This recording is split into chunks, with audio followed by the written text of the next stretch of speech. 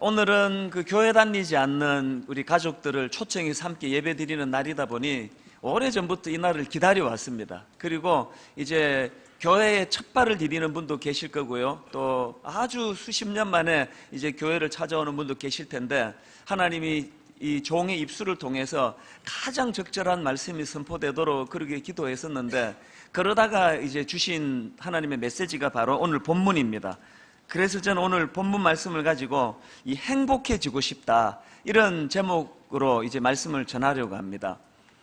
그 지난 월요일은 우리나라에서 이제 성년의 날로 지켜지는 그런 날이었습니다. 저희 교회에서도 이제 그 성년식을 베풀어 줬는데요.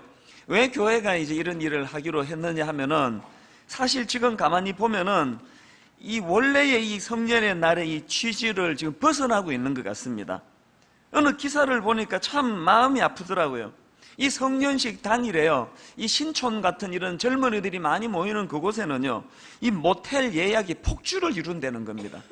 그러니까 이 많은 젊은이들이 이 성년이 된다는 것을 이제는 그냥 뭐 마음껏 탈선하고 방종하는 무슨 권한을 얻는 그거를 성년으로 오해하는 이런 일들이 참 마음 아프게 하는 생각들 아니겠습니까?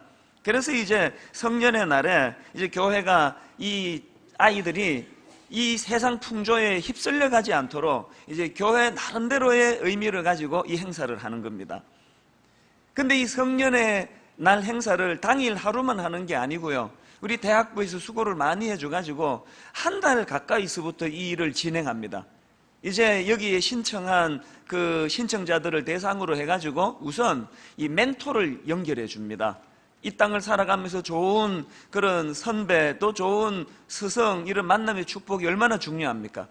그리고는 이제 이 성년이 된다는 것은 이제 이 사회에 대한 섬김과 봉사와 책임에 관한 문제라는 걸 가르치기 위해서 이제 우리 교회에서 지금 하고 있는 그 다문화 가정의 그 자녀들, 그래서 이제 5월 5일 날에는 이번에 성년이 되는 이 형제 자매들이 이제 그 아이들을 섬기고 같이 이제 야외에 가서 그 소풍하는 일을 돕는 그런 봉사를 시켰습니다. 또 그런가 하면은 이제 그 좋은 강의를 통해서 이 성인이 된다는 게 뭐냐, 그래서 이제 이 MT를 가졌습니다. 하나님의 자녀로서의 정체성 회복, 또 이 사회적 소명의식, 이런 것들을 가지고 강의를 했고요.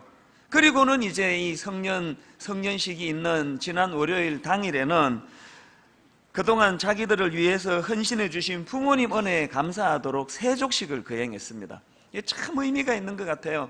제가 그날 간단하게 말씀을 전하면서, 사실 이 여러분들이 이만큼 오기까지는 이 다 부모님의 눈물인데, 이 성년식의 주인공은, 진짜 주인공은 부모님들이다, 그것을 상기를 시켜줬어요. 그리고는 그 세족식도 있고요. 또 부모님 앞에서 이제 내가 성인이 되는데 이제 앞으로도 순결한 몸과 마음을 유지하려고 그렇게 노력하겠습니다, 그런 다짐하는 시간을 가졌습니다. 제가 그것들을 쭉 정리를 해보니까요, 지금 어느 곳에서는 성인이 됐다고 모텔에 들어가고 성인이 됐다고 방종하고 술에 취하고 흥청망청하고 있는데, 똑같은 날 똑같은 행사인데 어떤 곳에서는 성인의 의미를 되새기고 부모의 은혜에 대해서 눈물로 감사하고 하나님 앞에 또 부모님 앞에서 참 몸과 마음을 깨끗하게 하려고 몸부림치고 애쓰겠습니다, 그런 결단이 일어나는 걸 보면서 이거 완전히 다른 길로 나가고 있는 거 아닙니까? 그래서 제가 문득 든 생각이 뭐냐 하면요, 여러분, 인생은 선택이에요. 그날도 강요한 거 없습니다. 자기가 선택한 거예요. 나는 신촌에 가서 놀겠다, 나는 술 마시겠다, 난 모텔에 가겠다, 그것도 자기가 선택하는 거고요. 나는 성인이 되면서 부모님 은혜를 생각하겠다, 하나님 앞에서 내가 이런 삶을 살기로 다짐하겠다, 그 길로 가는 것도 자기 선택이에요. 그래서 제가 참 축복이 나오는 겁니다. 하나님, 이제 성인이 되는 저 아이들의 삶 속에, 저 청년들의 삶 속에 저들이 이런 아름다운 길을 가기로 결정하고 선택하는 거기에 하나님 은혜가 더 입혀져서 그 길이 행복의 길이 되게 해주시기 원합니다. 사실 오늘 예배드리는 우리 모든 어른들, 기성세대도 저는 여러분들이 인생은 선택이라면 후회 없는 올바른 길을 선택해서 여러분이 가고 있는 그 길이 참 행복의 길이 되기를 그렇게 사모하고 있습니다. 오늘 제가 이런 맥락에서요, 이 인생이 선택이라고 한다면 탁월한 인생길을 선택한 한 인물을 여러분에게 소개해 드리려고 하는데요, 김희아씨라고 하는 분이에요. 제가 이분을 이제 인터넷에서, 이분이 어느 텔레비전에서 이제 그 강연하는 것을 보면서 너무나 도전을 받았습니다. 최근에도 이분이 그 자서전처럼 자기 이제 책을 한 권을 썼는데요, 그 책 제목이 내 이름은 예쁜 여자입니다. 처음에 사실 이제 제가 강의를 듣고 오늘 설교에 좀 인용하려고 그 책을 구입했는데요, 빠져들어가더라고요. 한참에 그 자리에서 다 읽었습니다. 많은 감동을 받았습니다. 이 김희아 씨는 참 여러 가지로 그 인생의 무거운 짐을 지고 태어난 분이에요. 태어날 때 얼굴 거의 절반 가까이에 이 붉은색 반점으로 뒤덮여지는 그런 외모를 가지고 태어났습니다.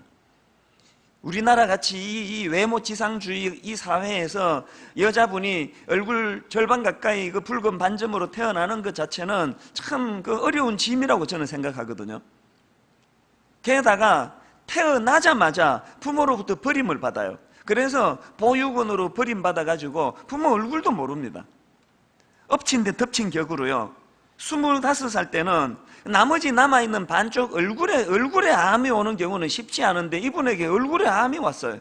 그래서 얼굴을 다 그냥 그 여러 차례 수술을 한 것 같아요. 그런 이야기를 제가 쭉 자기 스토리를 풀어나가는데, 저는 이분에게서 얼마나 도전을 받은지 몰라요. 그때 그분 강의하는 모습을 제가 여러분 영상으로 화면으로 좀 자료를 준비했는데요, 세상을 살아가는 그 인생길 가운데 이제 뭐 외모가 이럴 수도 있고 또 외모가 저럴 수도 있고 그런데요, 사람들은 얼마나 잔인한지 몰라요. 그래서 이 외모 때문에 저분이 어릴 때부터 상처를 너무 많이 받은 거예요. 예를 들면 이런 거예요. 그 초등학생 때였는데요, 미술 시간이었답니다.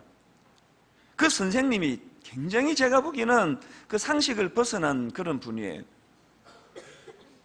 미술 준비물 갖고 오지 않은 사람 앞으로 나오라고. 이 김희아 씨가 지금 보육원에서 자라는데 그 뭐 부모가 챙기듯 그렇게 해주겠습니까? 준비물을 다 못 챙긴 거예요. 나왔어요. 그랬더니 이 어린 꼬맹이를 앞에 세워놓고는요, 애들한테 무슨 과제를 주느냐 하니까 이 김희아 얼굴을 그리려는 거예요. 그 얼마나 잔인한 짓입니까? 그때 이 아이가 나이가 10살, 초등학교 3학년 나이예요. 그때까지만 해도 이게 뭘 의미하는지 전혀 몰랐겠죠. 근데 이제 자기가 서서 이제 보니까 애들이 자기 얼굴을 막 그리는데요, 한 10분 지나고 15분 지나니까 이제 서로가 그린 그림을 가지고 비교하면서 술렁술렁 그리더래요. 그 선생님이 이해가 안 돼요. 다 그렸니? 그린 걸 다 들어봐. 그래서 이 아이 얼굴을 그린 걸 가지고 이렇게 들어 올리는데 10살 먹은 이 김희아 씨가 충격을 받은 거예요. 처음으로 아마 그때 자각을 한 것 같아요. 왜 사람들이 자기를 그렇게 싫어하는지, 왜 자기를 가지고 이렇게 놀리는지, 왜 사람들이 자기에 대해서 그런 태도를 가지고 대하는지, 그래서 사람들이 나를 저렇게 놀리고 손가락질했구나, 10살 때 그 자각을 한 거예요. 얼마나 그게 상처가 크겠습니까? 그런가 하면 또 이런 상처요. 이제 그 보육원에 참 고마운 분들이 많으세요. 그 후원자들이 계시답니다. 그래서 이제 그 정기적으로 그 돈을 붙여주기도 하고요. 그리고 그 아이들이 이제 부모님이 안 계시니까 생일이 되고 하면은 그 후원자들이 와서 이제 케이크도 잘라주고 촛불도 불도로 배려하고 그러는 후원자들이 계시나 봐요. 이 김희아 씨가 이제 후원자를 만난 거예요. 한 2달 이제 그렇게 입금도 해주고 도와줬는데요, 이제 보고 싶어진 거예요. 이제 내가 후원하는 애가 어떤 애인가 이제 궁금해서 좀 만나보고 싶다. 그래서 이제 어느 날 그 후원자를 만난 거예요. 그 찾아왔어요, 보육원으로. 이 어린 애가 보기에도요, 벌써 그 후원자가 자기 얼굴을 보고는 흠칫 놀란다는 게 확 느껴지지 않겠습니까? 참 가슴 아픈 건요, 그렇게 하고 잠깐 보고 그 후원자들이 가셨는데 그렇게 하고 후원을 끊더랍니다. 이 아이가 그 거절감이라는 게 얼마나 컸겠습니까? 그러니까 뭐 이런 식이에요. 그 책에 보니까요. 자기는 어릴 때 주변의 친구들이 자기에게 다가와가지고 우리 함께 같이 식사할래? 이런 식으로 다가오는 게 한 번도 없었대요. 외톨이 중에 외톨이에요. 근데 제가 그 책을 한숨에 다 읽으면서 참 이분이 귀하다고 생각이 됐던 게요. 세상에 그 상처 구덩이를 뒹굴었을 것 같은 그런 삶을 이분이 살았는데요. 이분에게 상처가 없어요. 그 책 서문에 보니까요. 이런 굵은 글씨로 타이틀이 이렇게 돼 있더라고요. 제 삶의 힘은 감사입니다. 뭘 감사합니까? 그 삶에서. 근데 보니까 제가 그 책 전체를 다 읽고 내린 결론이 뭐냐면요. 앞에 그 서문에 나오는 제 삶의 힘은 감사입니다. 이 타이틀은요. 그 책 전체를 요약해 놓은 주제예요. 뿐만 아니고 이 김희아 씨 인생 전체를 요약해 놓은 한마디가 바로 이거예요. 내 삶의 힘은 감사입니다. 제가 참 이분이 너무나 존경스러운 게 뭐냐 하면은 여러분 자기 주변을 돌아보면 온통 울분과 분노, 상처 그냥 그것들이 온 주변을 다 에워싸고 있었을 텐데 이분은 뭘 선택했냐? 울분과 분노를 선택한 게 아니고 감사를 선택했어요. 여러분 계속 말씀드리지만요. 인생은 선택이에요. 뭘 선택하느냐예요. 그 사르트르가 했던 명언 중에서 이런 명언이 있습니다. 인생은 B와 D 사이의 C이다. 이 공부서 나무 같은데요.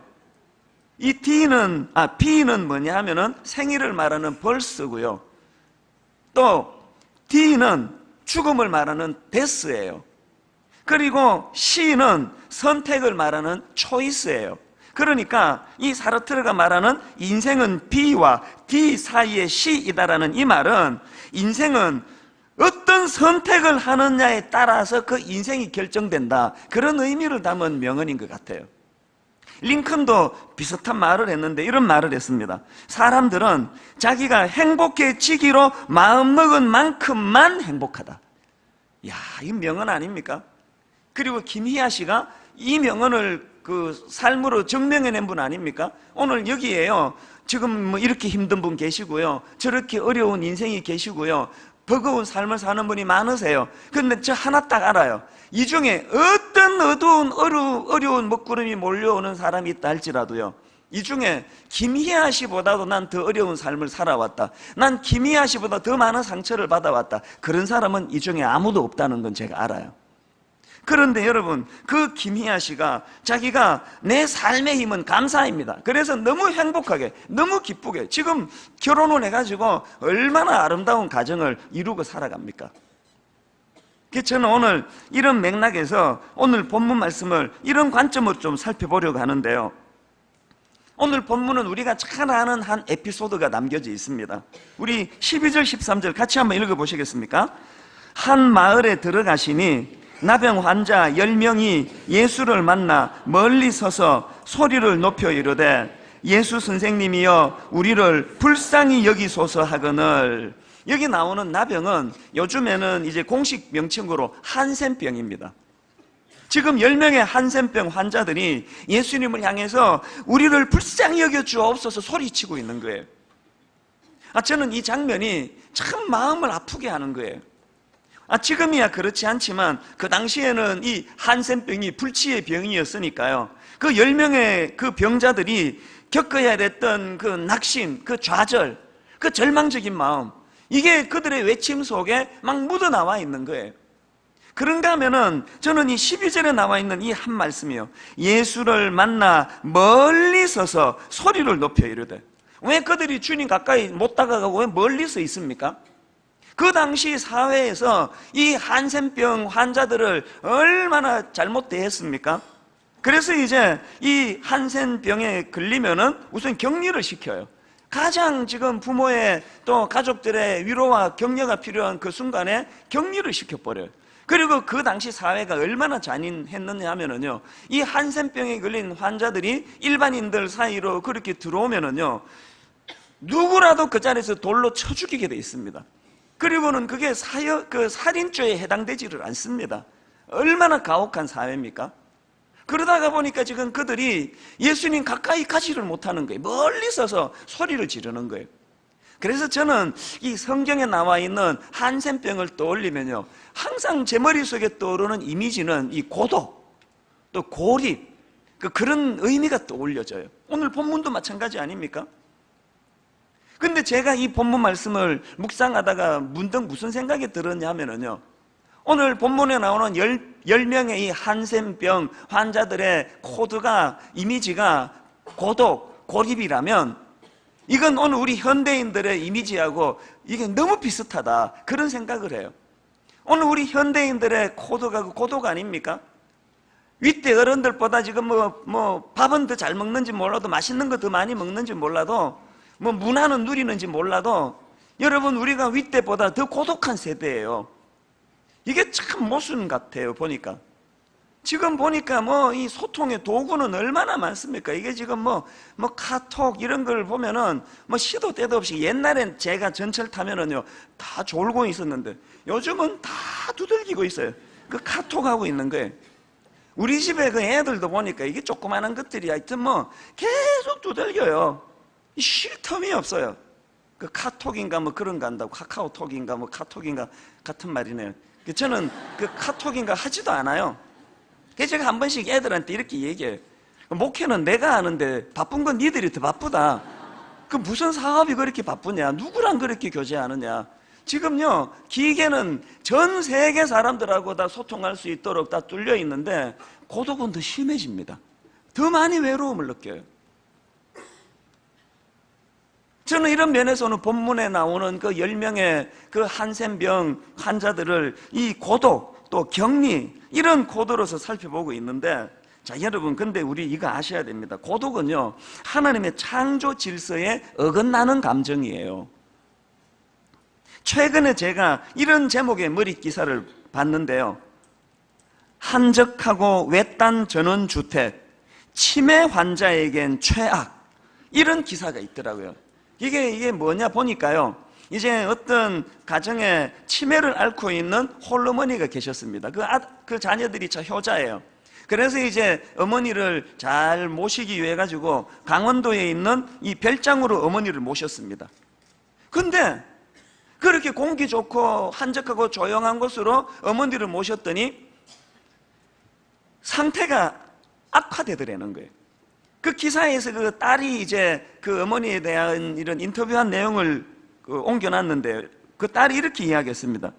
물 좋고 공기 좋은 별장에서 지내면 엄마 병세가 나아지지 않을까 해서 그리로 모셨는데 오히려 반년 만에 우리 남매 얼굴을 못 알아볼 정도로 상태가 나빠져 버렸습니다.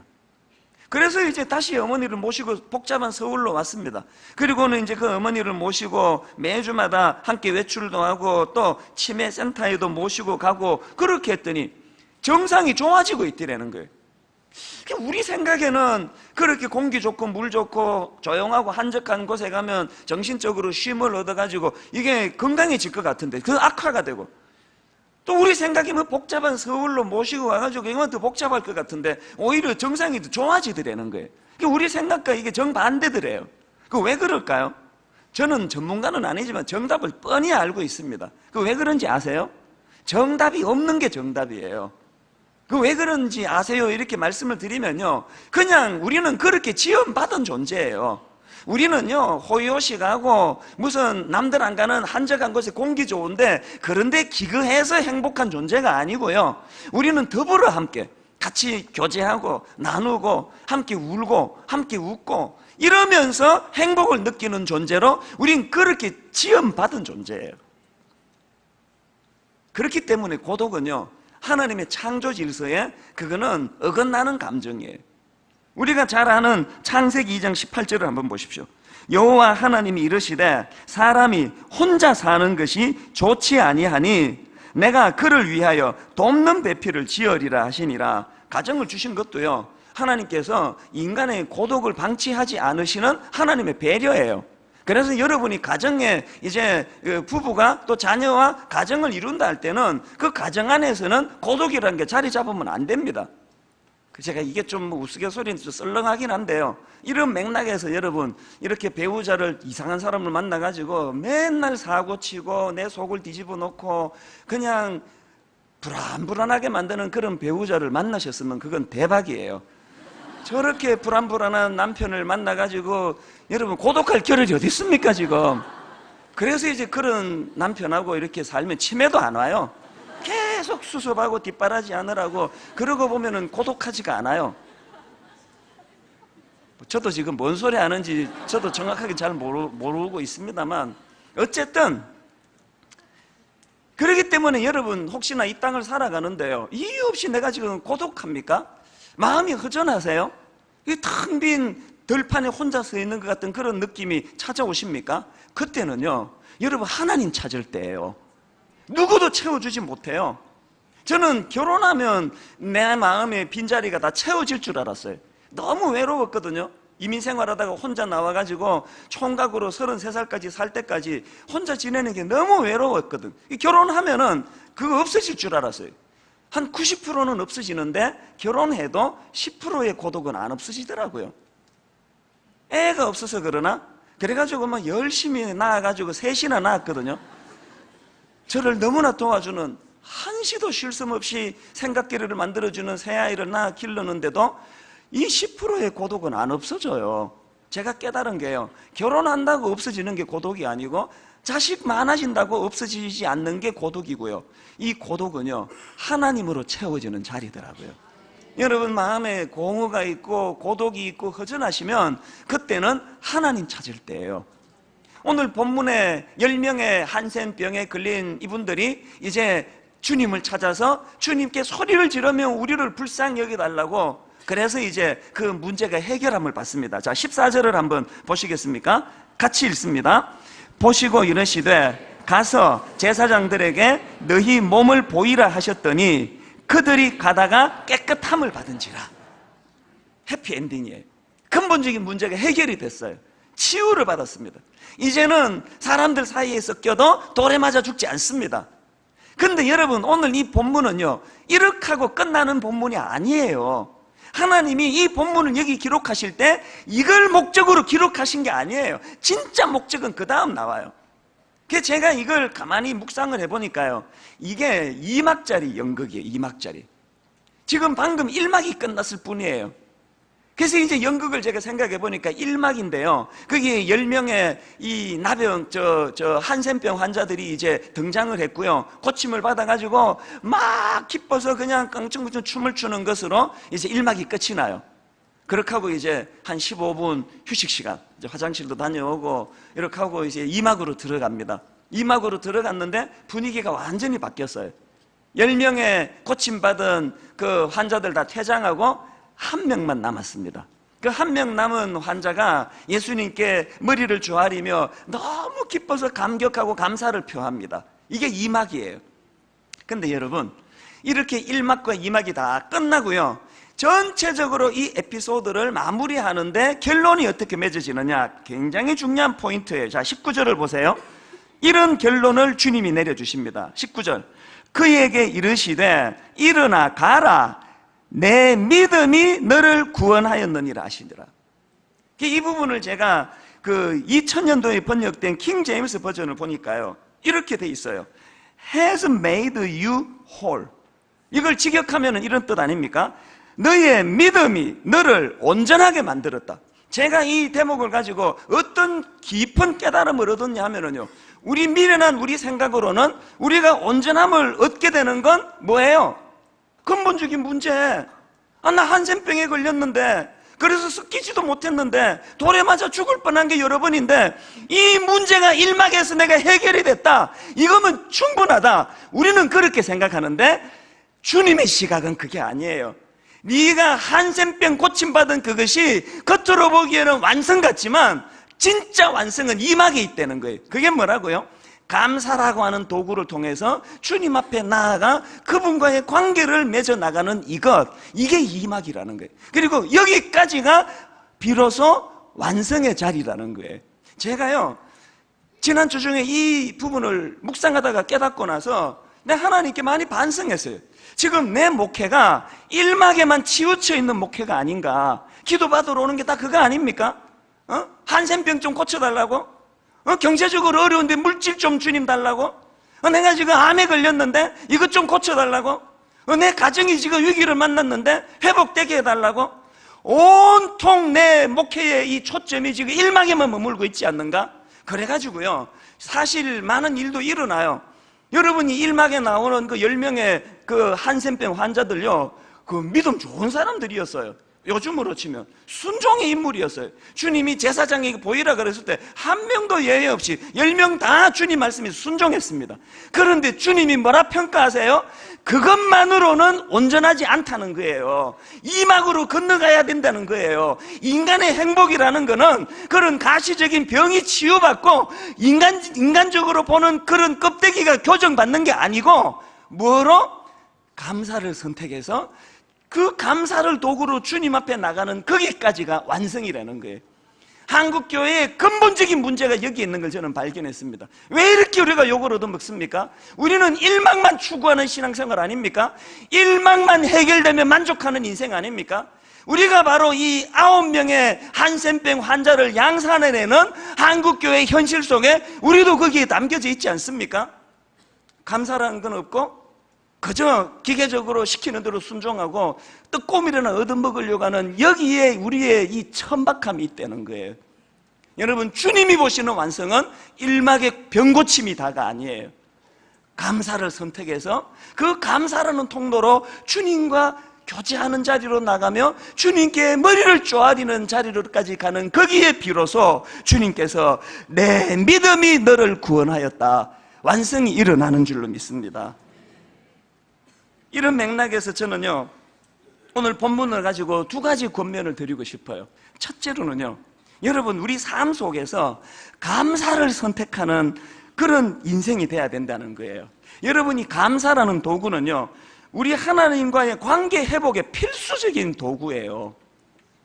그 김희아 씨, 그분이 자기가 감사를 선택했어요. 그랬더니 여러분, 기적이 일어났습니다. 세상의 외모 지상주의에 쩔어 있는 우리 이 사회에서요, 저 자매가 얼마나 좋은 남편을 만났습니까? 그 제가 처음에는요, 이야, 그 남편 대단하다 그랬습니다. 이 중에 어떤 남자가 그 김희아 씨 같은 외모를 가졌는데 난 그분에게 프로포즈하고 난 결혼할 거야, 이 중에 누가 계세요? 저부터가 자신이 없어요. 근데 그 남자는 외모를 보지 않고 그 김희아 씨랑 결혼을 했어요. 그 남편의 아버지, 그러니까 이 김희아 씨 시아버지도 정말 훌륭한 분이에요.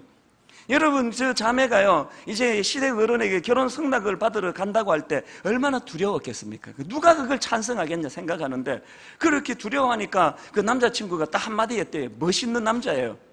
걱정하지 마라, 우리 아버지 그런 사람 아니다. 이 경상도 말로 했어요. 그 말을 너무나 기뻤어요. 우리 아버지 그런 사람 아니다. 그러면서 안심시키고 아버지한테 인사드리러 갔더니요, 세상에 진짜 그 아버지가 훌륭하신 분이에요. 첫 마디에 뭐라고 말씀하시, 그 책에 이렇게 나와요. 사랑이라는 건 토주머니 속에 넣어두는 구슬 같은 게 아니다.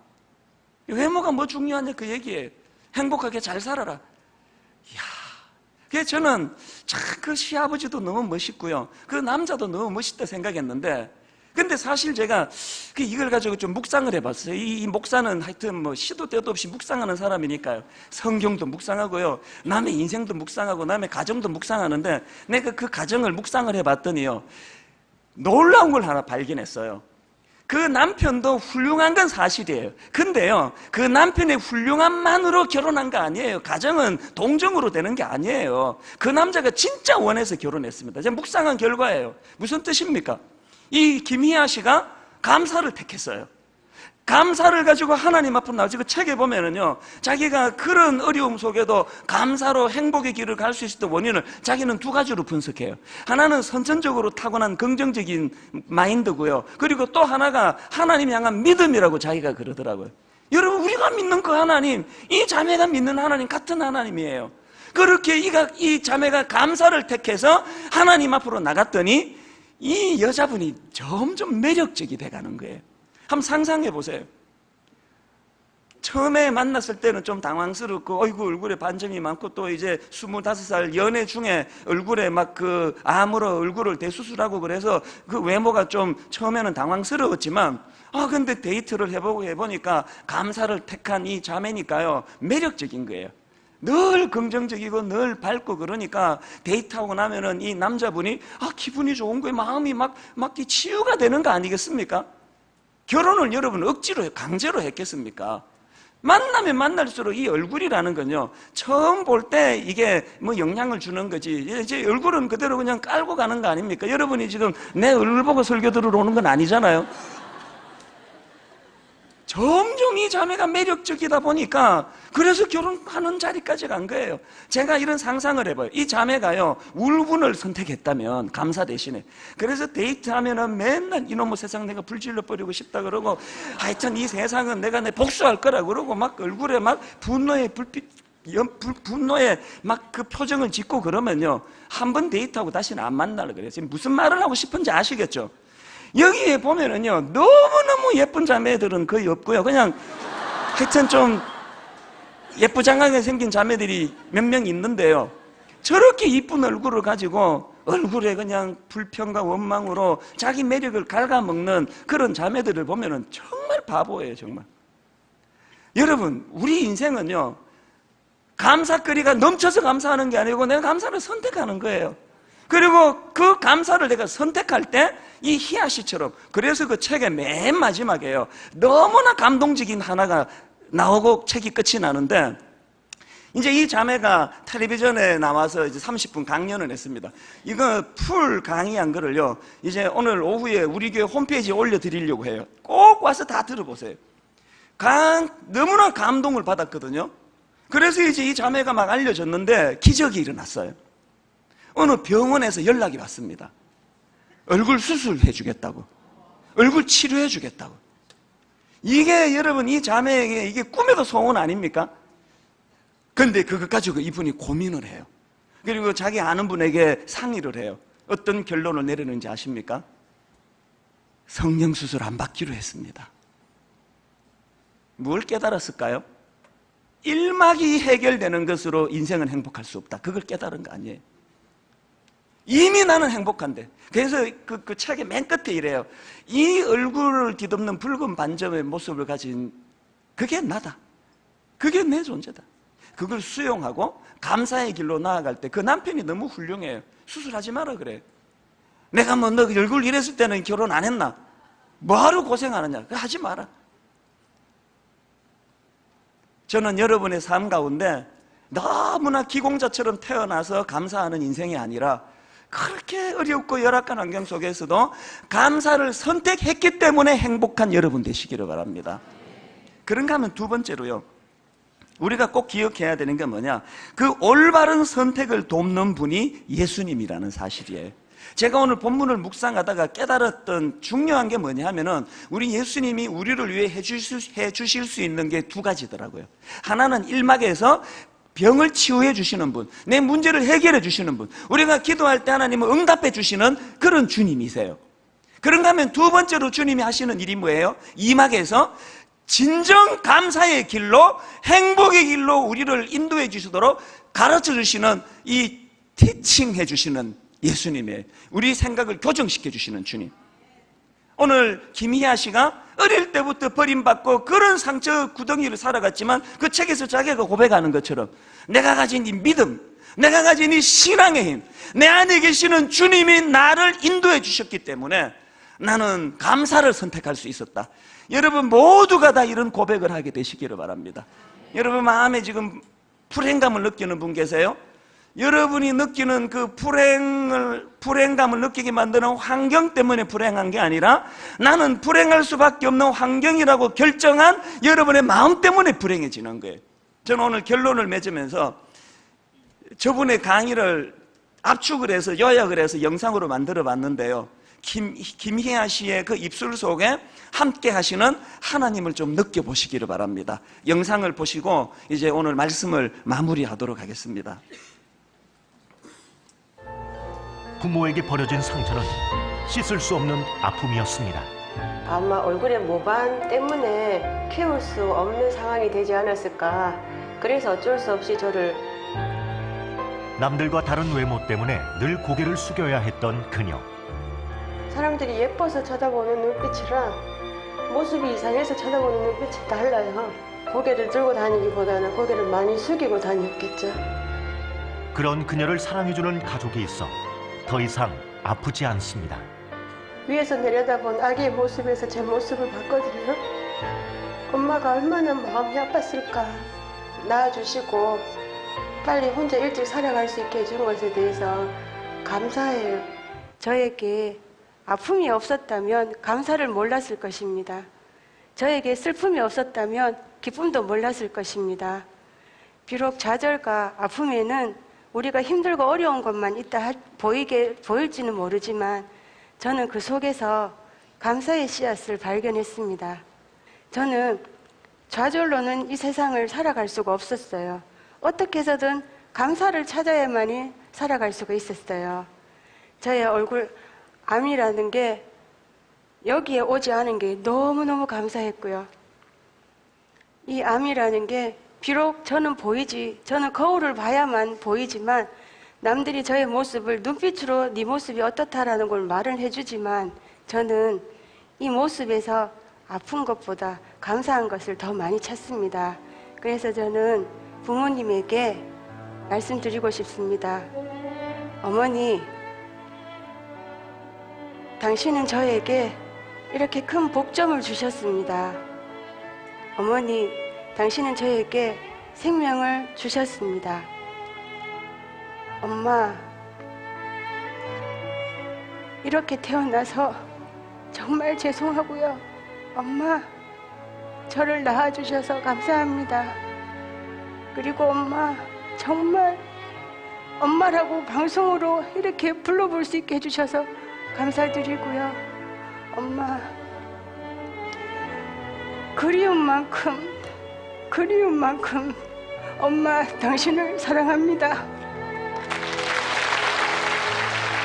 제가 인터넷으로 저 강연을 듣다가 어느 대목에서 내 마음이 무너졌는가 하면은요, 보통 사람들이 선택하는 거는 원망과 불평이에요. 왜 나 이렇게 낳았습니까?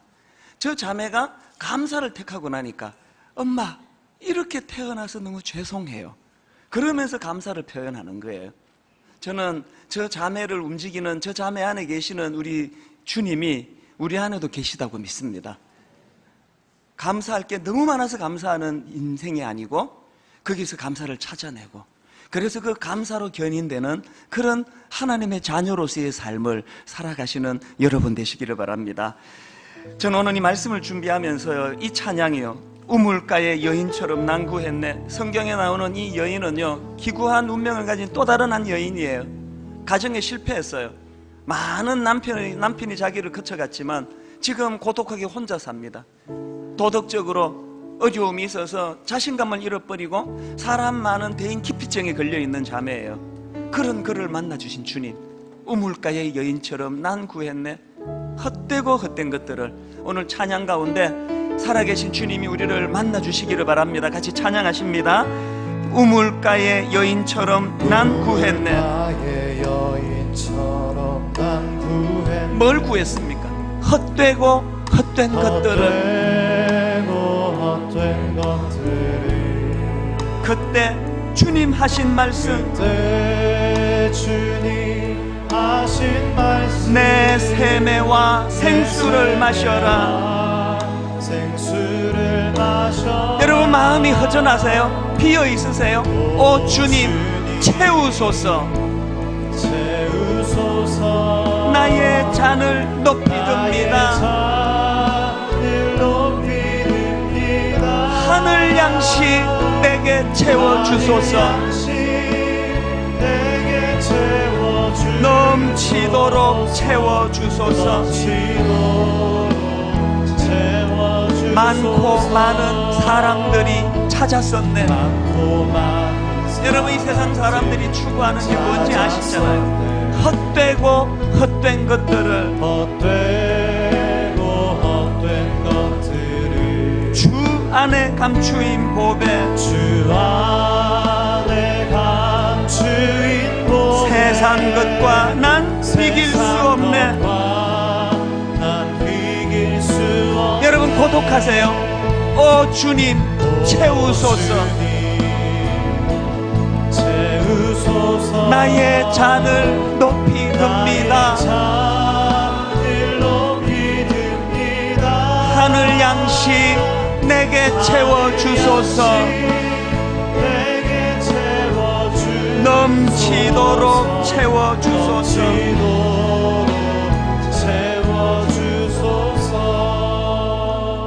저는 가정의 달 마지막 주 이제 많은 우리 귀한 분들을 초청해서 예배를 준비하는데요, 자꾸 마음에 쓰이는 분이 계세요. 가장들을 좀 축복하고 싶은 거예요. 우리 아버지들을 좀 축복하고 싶은 거예요. 사실 많은 자매님들이 제게 그 부탁을 해요. 목사님, 우리 남편 용기 좀 북돋아 주세요. 우리 남편 많이 힘들어합니다. 오늘 여러분 제가 용기 북돋아 드릴 힘이 없고요, 우리 주님께서 여러분 위로해 주시기 원합니다. 오늘 여기 아버지들 계시면 또 남편들 계시면 여러분 자리에서 다 일어나세요. 어제 여러분 우리 교회에서요 장미꽃 5,900송이를 준비했습니다. 정성을 들여서 여러분에게 축복하기 원하는데 저 장미꽃이 능력이 아니고요, 그 정성 안에 우리 주님이 여러분 마음에 평강으로 임하는 은혜가 있기를 원합니다. 이 시간 우리 3절 한 번 더 찬양 부를 동안에 우리 아버지들 또 우리 남편들 다 자리에서 일어나 축복받으면 좋겠습니다. 내 친구여 거기서 돌아오라. 내 친구여 거기서 돌아오라. 자리에서 일어난 우리 아버지들 우리 남편들 진심으로 축복합니다. 우리 주님 너를 반겨 그 넓은 품에 안아주시니 마음을 담아 축복합니다. 오 주님 채우소서. 나의 잔을 높이 듭니다.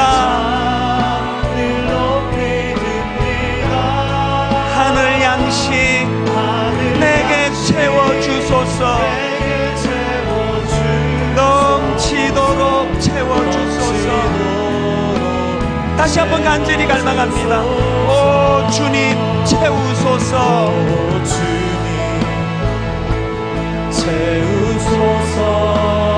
나의 잔을 높이 듭니다. 하늘 양식 내게 채워주소서.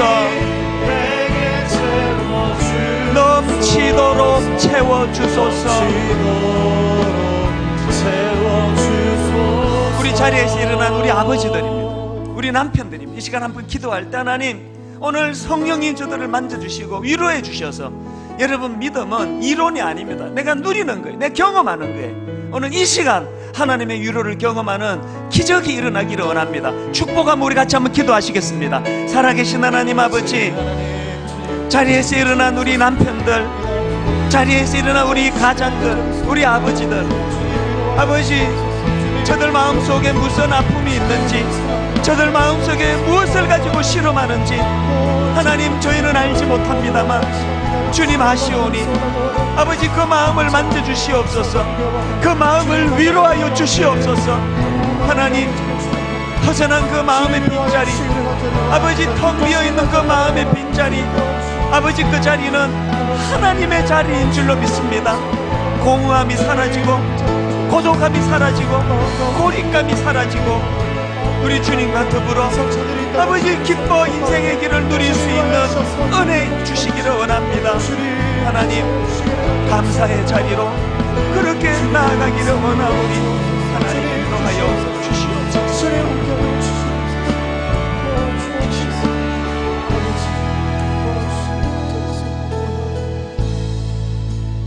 우리 남편들 아버지들 자리에 앉으시고요, 가족이 함께 오셨다면 같이 손을 잡아보세요. 지금 우리나라에 가정이 붕괴되고 있답니다. 여러분 이 정도 사랑하라고 가정 주신 거 아니에요.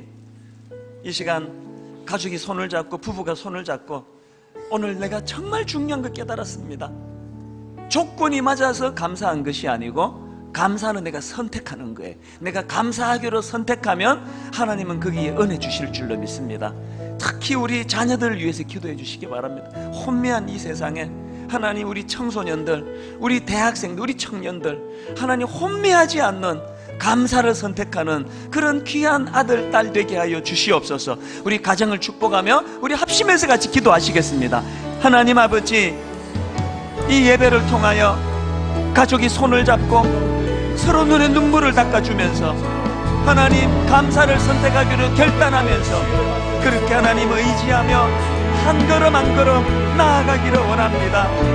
은혜 주시옵소서. 주여, 은혜 주실 때 감사를 선택할 힘이 생겨날 줄로 믿습니다.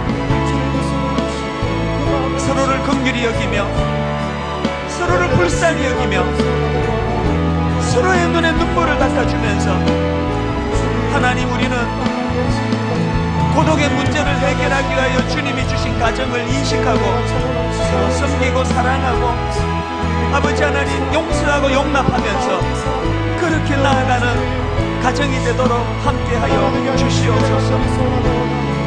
하나님 아버지, 은혜를 베푸시고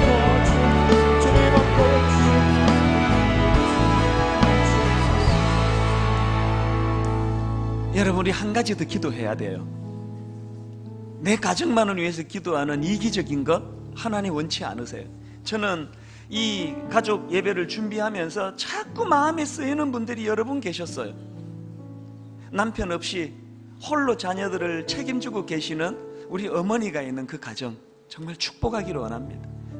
아내가 없이 아버지 혼자서 가정을 이끌고 있는 그 가정을 진심으로 축복하기 원합니다.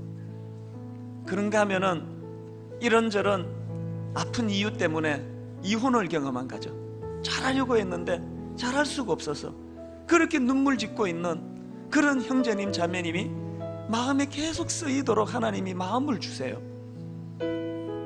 힘을 얻어 새로운 가정을 얻을 수 있도록. 또 그런가 하면은 오래 자녀를 원하는데 불임으로 그렇게 힘들어하는 우리 젊은 형제 자매들이 이 시간 위로받기를 원합니다.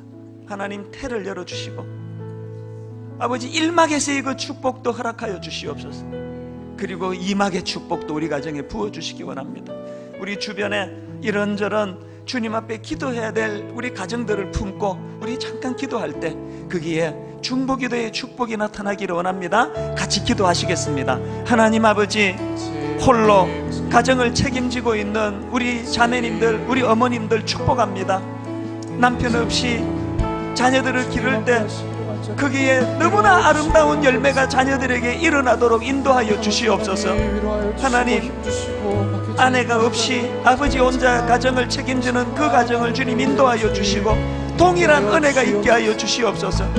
하나님, 꿈을 꾸고 시작한 가정이지만 이혼의 아픔을 경험한 아버지 사랑하는 형제 자매들이 여기 있다면 그들도 주님 위로하여 주시옵소서. 새로운 길을 열어 주시옵소서. 은혜의 자리로 인도하여 주시옵소서. 아버지, 아기를 기다리며 기도하는 많은 가정들에게 아버지, 태를 열어 주시옵소서. 아버지, 이 1막에서의 축복을 그들에게 허락하여 주실 때 그 감사를 가지고 그 한센병 환자처럼, 고침받은 그 환자처럼 기쁨으로 2막으로 나아가는 그 은혜도 주님 허락하여 주시옵소서. 하나님 아버지, 이 결핍된 이 땅을 살아가면서 이렇게 아프고 저렇게 상하는 것이 인생입니다. 아무리 잘해보려고 애를 쓰는데 내 마음에 비어있는 이 허전한 빈 마음은 그 어떤 것으로도 채워지지 않아 세월이 갈수록 고독감을 느끼는 것이 인생입니다.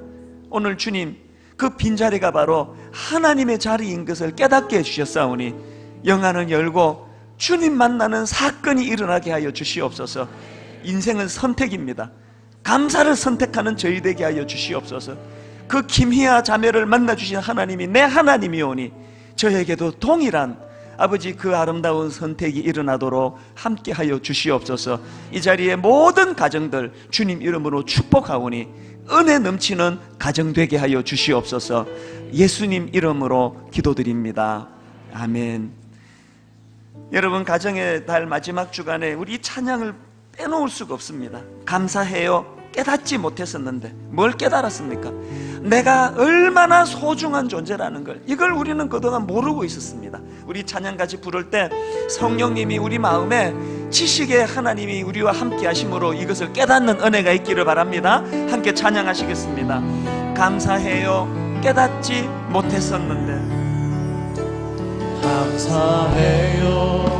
깨닫지 못했었는데 내가 얼마나 소중한 존재라는가. 얼마나 소중한 존재라는 태초부터 지금까지 하나님의 사랑은, 태초부터 지금까지 여러분이 사실 아세요? 항상 날 향하고 있었다는 걸. 하고 있었다는 것. 고마워요.